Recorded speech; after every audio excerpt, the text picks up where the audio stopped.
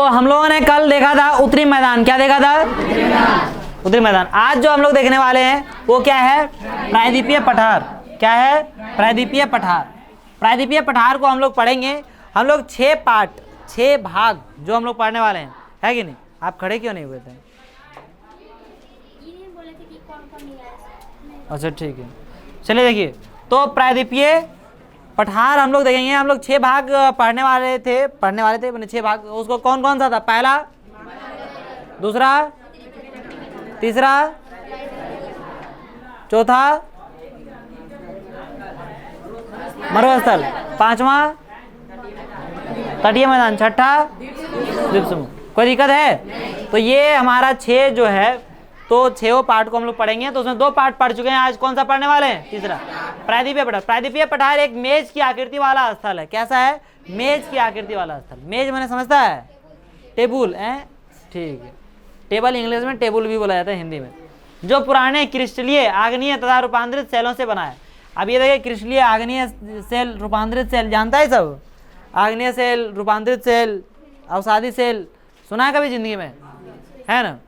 Cell का प्रकार है। यह गोंडवाना भूमि के टूटने एवं अपवाह के कारण बना था। ये जो क्षेत्र है प्रायद्वीपीय पठार, ये गोंडवाना भूमि के टूटने के कारण बना है। कौन सा? गोंडवाना। आप लोगों को जिनको याद होगा, 7वां क्लास में मैं ही पढ़ाया था आप लोगों को, है ना? अंगारा लैंड और एक गोंडवाना लैंड, है ना? अंगारा लैंड और एक क्या था? गोंडवाना लैंड, है ना? कि पहले जो भूमि था वो पूरा केस में था, है ना? पूरा एक जो पृथ्वी, क्या बोलते थे? पृथ्वी, है ना? इसमें 2 भागों में पहले बटा। पृथ्वी कितने भागों में बटा? 2।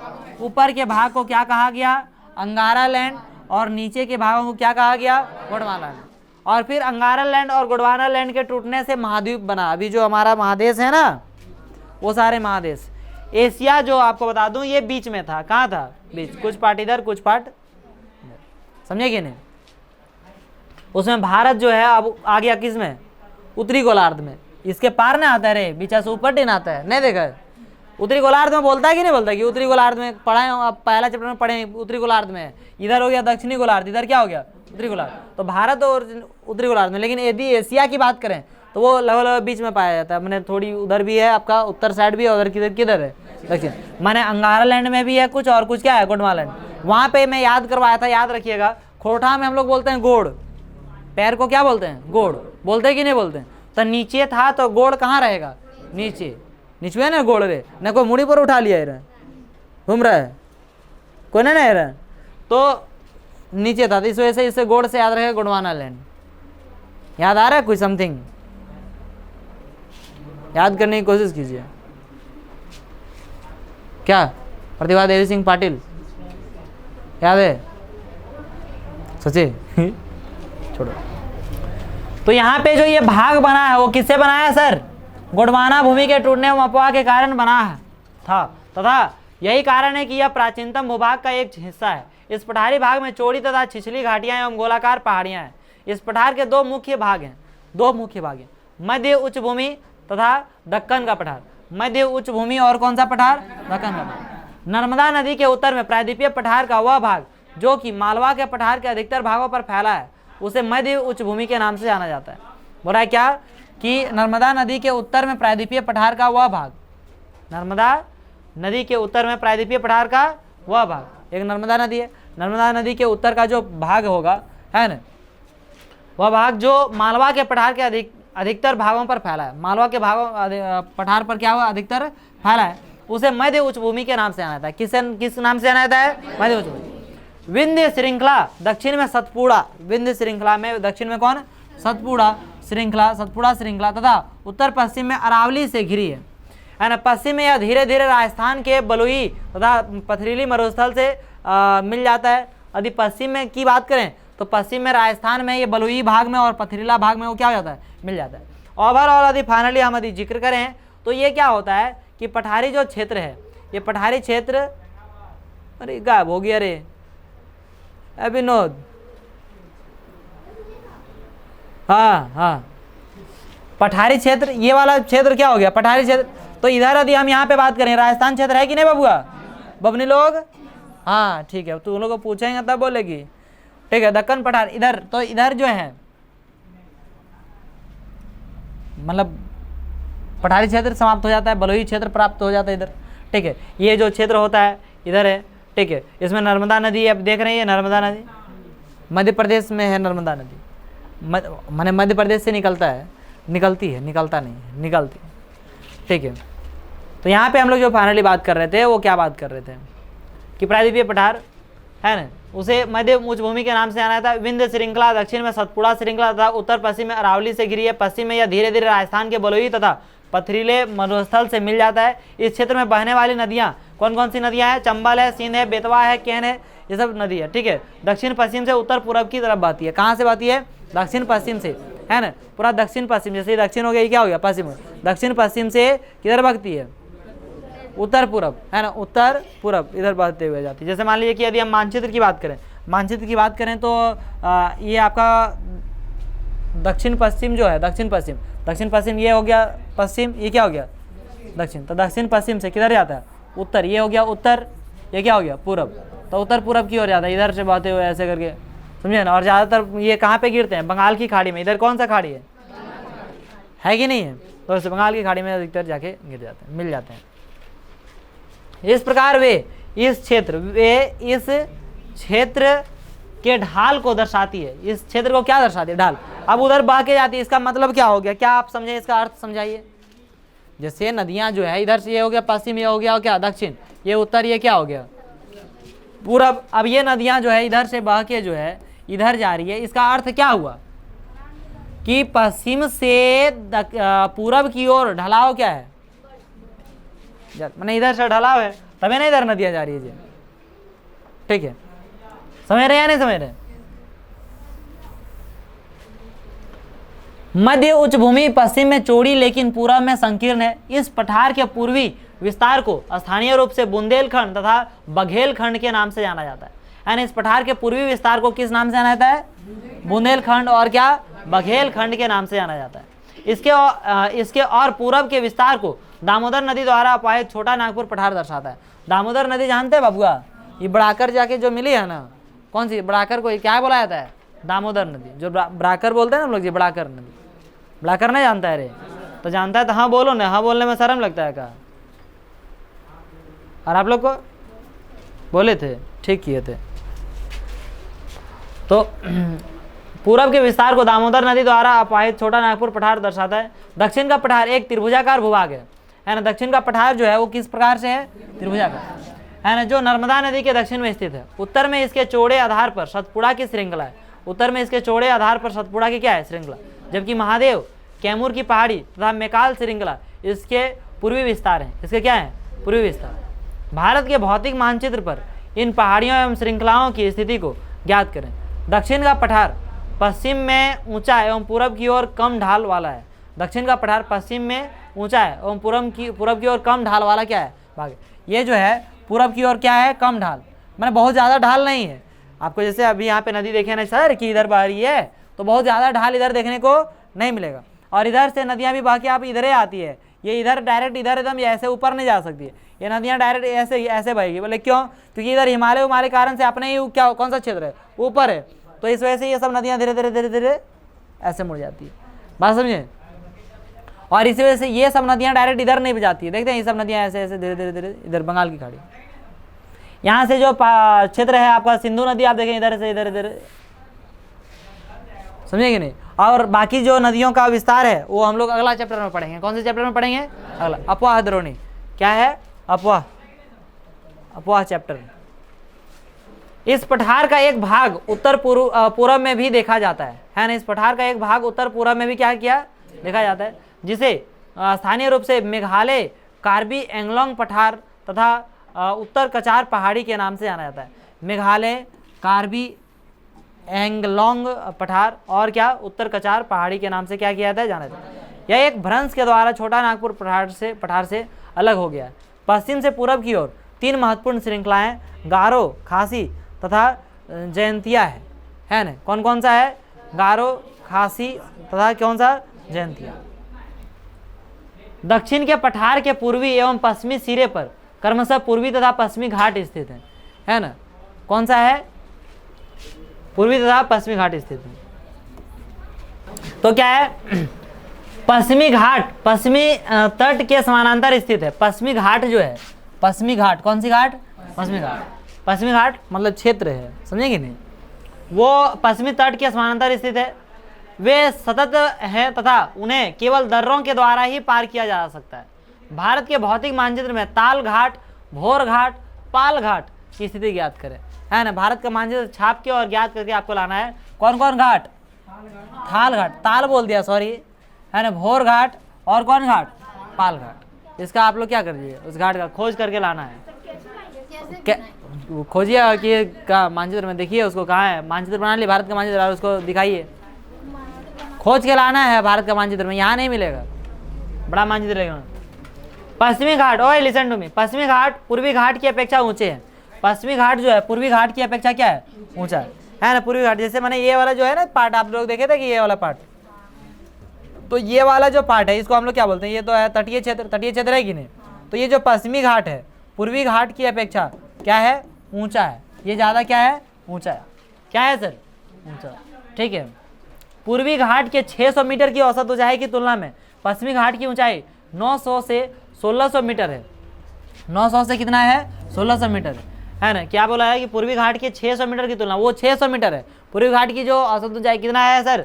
600 मीटर। और वहीं पे औसत ऊंचाई की यदि तुलना की जाए कहाँ? पश्चिमी घाट की, तो वो 900 से कितना है? 1600। What happen? Do you have any problem? I am talking to you Aman Kumar. Do you have any problem? Why are you laughing? If you don't have to study, then you can go.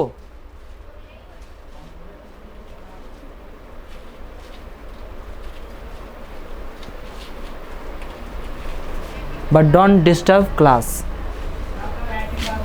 देखिए, पूर्वी घाट का विस्तार महानदी घाटी से दक्षिण में नीलगिरी तक है ना। पूर्वी घाट का जो विस्तार है वो महानदी घाटी से, कौन सा घाटी से? महानदी घाटी से कहाँ तक है? नीलगिरी तक है।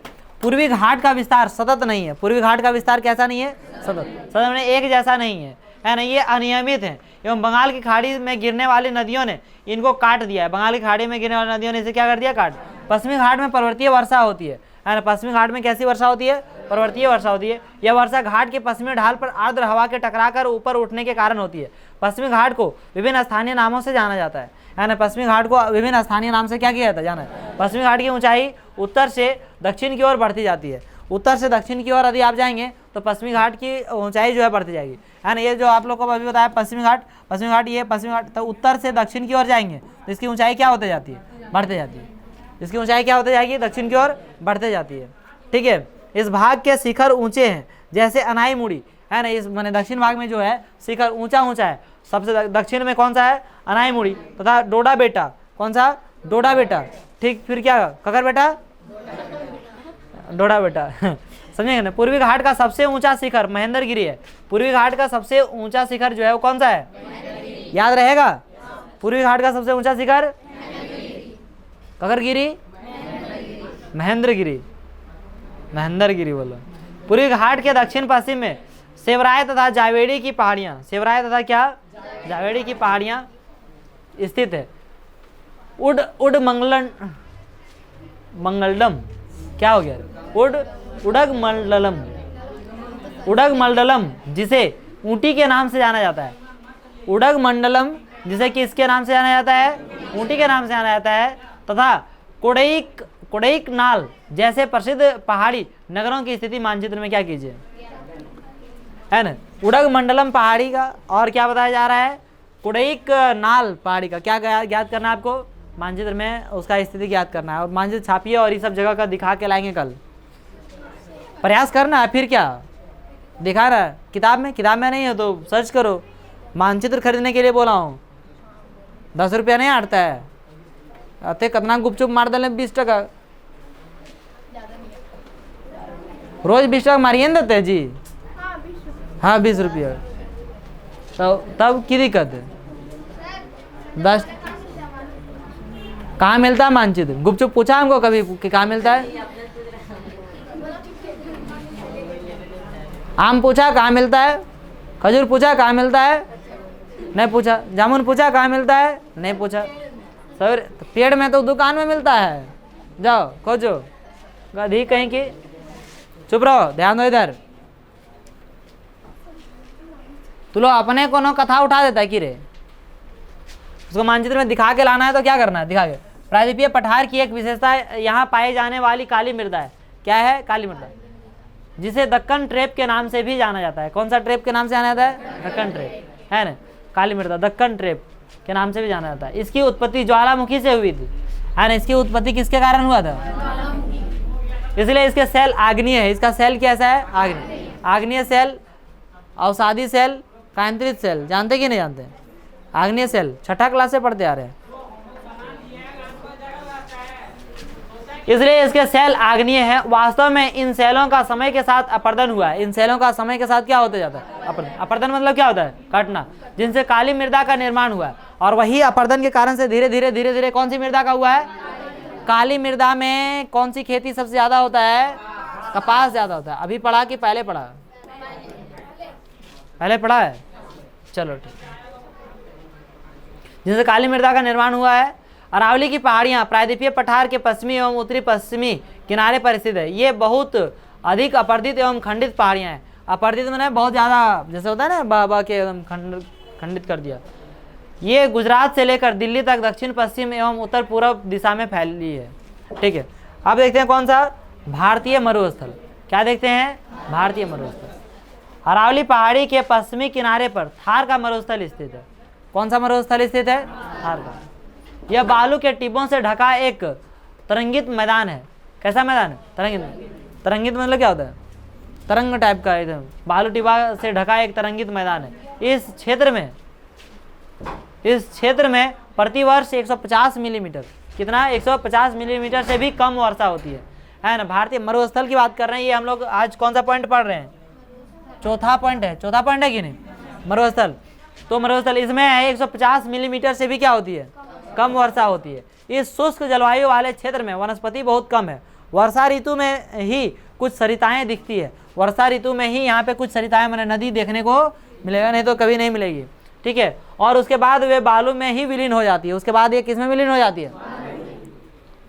बालू में खत्म हो जाता है। पर्याप्त जल नहीं मिलने से वे समुद्र तक नहीं पहुँच पाती है। केवल लूनी ही इस क्षेत्र की सबसे बड़ी नदी है। सबसे बड़ी नदी यदि बात करें तो इस क्षेत्र की कौन सी नदी है? जो कि आप लोगों को पहले ही याद है कि नहीं है? बरकान मतलब अर्धचंद्राकार बालू का टीला। अर्धचंद्राकार बालू का क्या टीला है? उसको क्या कहते हैं? बरकान। बरकान का विस्तार बहुत अधिक क्षेत्र पर होता है, लेकिन लंबोदर टीले भारत पाकिस्तान सीमा के समीप प्रमुखता से पाए जाते हैं। मैंने ऐसे तो बरकान टाइप का मतलब जैसे होता है ना कि अर्धचंद्राकार माने चंद्र के आकार का, आधा चंद्रमा के आकार का बहुत सारा रहता है टीला, लेकिन लंबोदर टीला जो है भारत पाकिस्तान सीमा के समीप प्रमुखता से पाए जाते हैं। यदि आप जैसलमेर जाएं तो बरकान के समूह देख सकते हैं। जैसलमेर जाएं तो बरकान का समूह क्या कर सकते हैं? देख सकते हैं। जाओ कभी घूम के आओ। और क्या बोले, समझा कि नहीं? तटीय मैदान। कौन सा मैदान? तटीय मैदान। तटीय मैदान देखिए,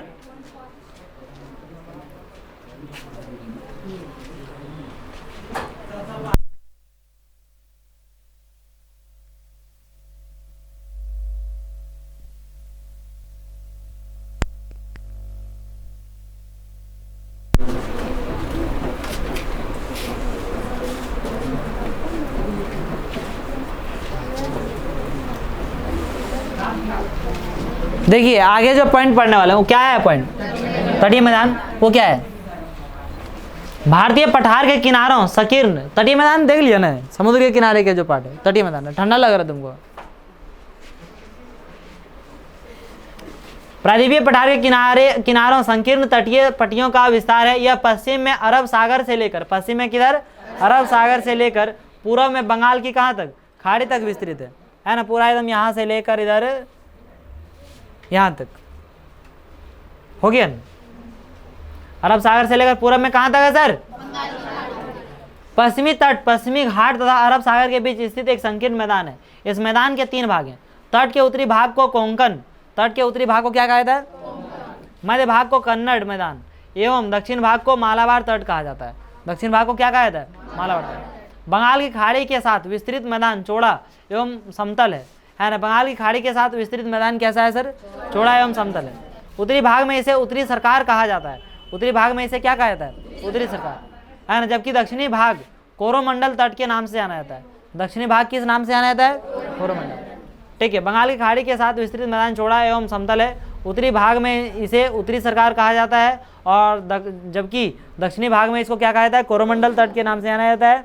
बड़ी नदियां जैसे महानदी, गोदावरी, कृष्णा तथा कावेरी इस तट पर विशाल डेल्टा का निर्माण करती है। डेल्टा मतलब क्या होता है? नदी बाकी आई, उसके बाद मृदा बहुत बड़ी मात्रा, बहुत ज़्यादा संख्या में, संख्या नहीं माफ कीजिएगा, बहुत बड़ी मात्रा, बहुत मात्रा में क्या रहती है? इकट्ठा हो जाती है ना। बालू जो साइड में नदी के किनारे ना होता है जमा, वो जमा हो जाता है, उसको बोलते हैं क्या? डेल्टा का निर्माण करते हैं। चिल्का झील पूर्वी तट पर स्थित एक महत्वपूर्ण भू लक्षण है ना। चिल्का झील जो है ये खारे पानी का झील है। कौन सा पानी का झील है? खारे पानी। खारे पानी का झील मैंने समझते हैं ना, खारे पानी का झील है जो कि कहाँ पे स्थित है? उड़ीसा में। कहाँ पर है? उड़ीसा में। कैसे पता है आप लोग को? आगे पढ़ लिए मैंने, यहीं आगे ये हो गया। चिल्का झील भारत में खारे पानी की सबसे बड़ी झील है। यह उड़ीसा में महानदी डेल्टा के दक्षिण में स्थित है। अच्छा, यह बात है।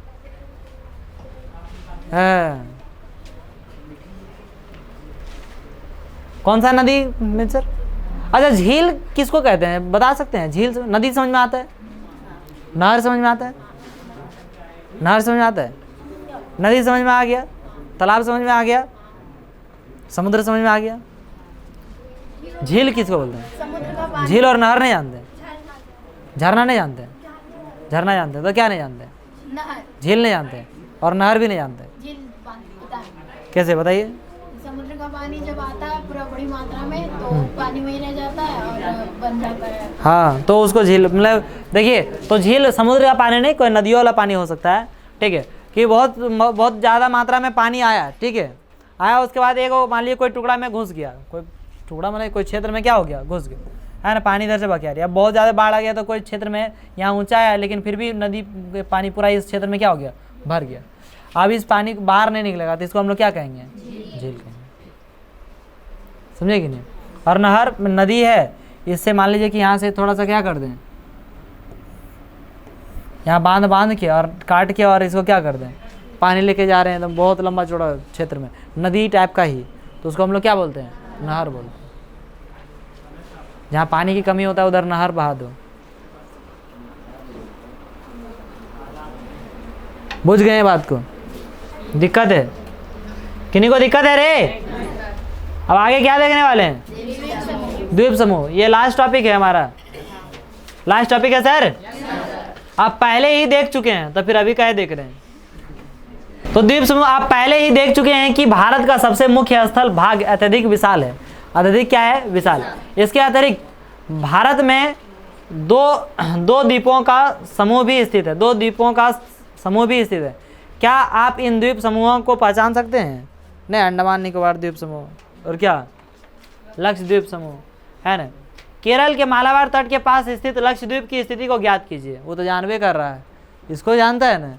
नहीं, इसको भी नहीं जानते हैं। लक्षद्वीप नहीं जानते हैं सर?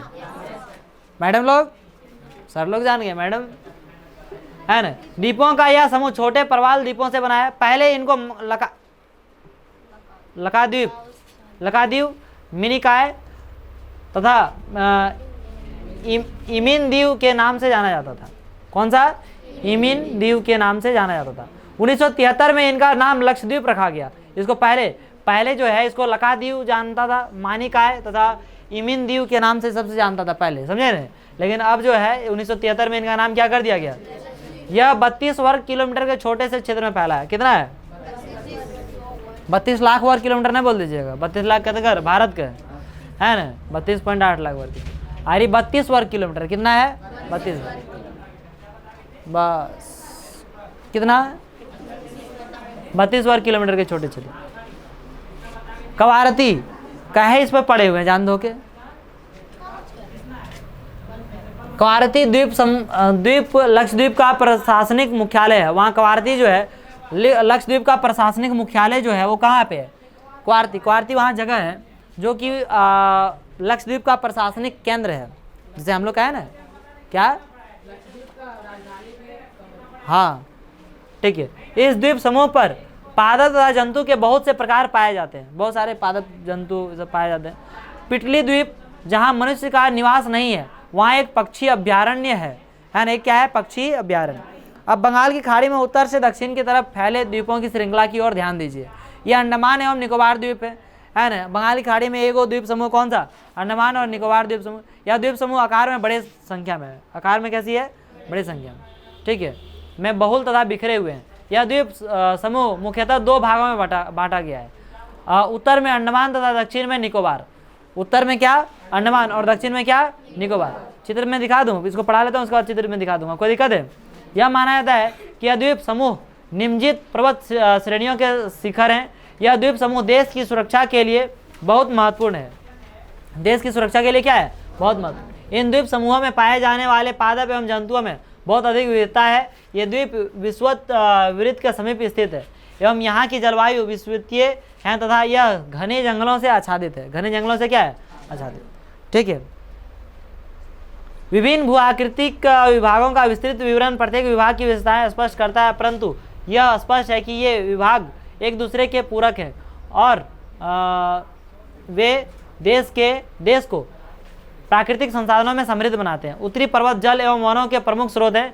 उत्तरी मैदान देश के अन्न भंडार है। उत्तरी मैदान देश का क्या है, अन्न भंडार। भोजन वहाँ से ज़्यादा प्राप्त होता है। कल मैं पढ़ाया था आप लोगों को उत्तरी मैदान के बारे में कि भोजन ज़्यादा वहाँ। इनसे प्राचीन सभ्यताओं के विकास को आधार मिला। पठारी भाग खनिजों के भंडार हैं जिसने देश के औद्योगिकीकरण में विशेष भूमिका निभाई है। तटीय क्षेत्र मत्स्यन्य और पोत संबंधी क्रियाकलापों के लिए उपयुक्त स्थान है।